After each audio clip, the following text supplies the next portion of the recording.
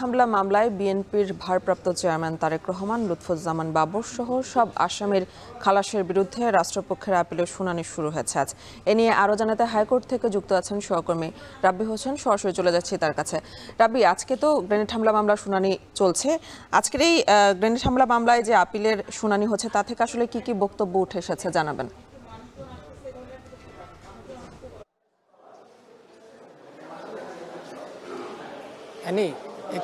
একুশে August grenade হামলা মামলার যে আসামি বিএনপির ভারপ্রাপ্ত চেয়ারম্যান তারেক রহমান, সাবেক স্বরাষ্ট্র প্রতিমন্ত্রী লুৎফুজ্জামান বাবর সহ সব আসামিকে খালাসের বিরুদ্ধে রাষ্ট্রপক্ষ যে আপিল করেছে সে আপিলের শুনানি শুরু হয়েছে।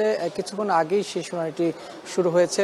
প্রধান বিচারপতি ডক্টর সৈয়দ রেফাত আহমেদের নেতৃত্বে 6 সদস্যের আপিল বেঞ্চে এই শুনানি শুরু হয়েছে। সেখানে রাষ্ট্রপক্ষ থেকে শুনানি করছেন deputy attorney general Abdullah Al Mahmud. তিনি মূলত তার যে এর আগে হাইকোর্ট যে রায় দিয়েছিলেন 1 ডিসেম্বর, যে সব আসামিকে খালাস দিয়েছিলেন, সেই রায়ের বিরুদ্ধেই তিনি আপিল করছেন এবং তার যে বক্তব্য সেটি তুলে ধরছেন যে কেন তাদেরকে খালাস দেওয়া বা তাদের যেই হাইকোর্ট যে রায়টি দিয়েছে সেটি আসলে কেন সেই রায় বিরোধিতা করতে হবে সেই বিষয়টি তিনি আসলে তুলে ধরছেন।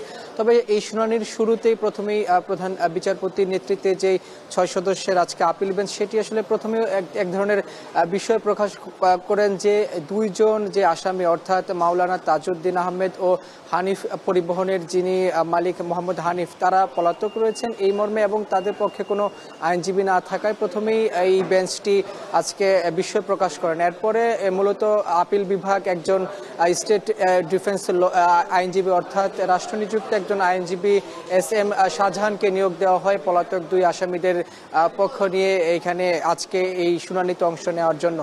মূলত আজকের এই যে শুনানিটি এখানে বিএনপির পক্ষ থেকেও আইনজীবীরা রয়েছেন। বিএনপির যারা আইনজীবী রয়েছেন, শিশির মনি রয়েছেন, অ্যাডভোকেট ব্যারিস্টার কায়সার কামাল রয়েছেন সহ আরও অনেকেই কিন্তু আজকের এই শুনানিতে অংশ নিয়েছেন। তবে এখনও যেহেতু শুনানিটি চলছে, শুনানি শেষ হলে বলা সম্ভব হবে যে আজকের এই শুনানিটির আনুষ্ঠানিক কি ফলাফল বা আজকে কোনো আদেশ আসবে কি আসবে না।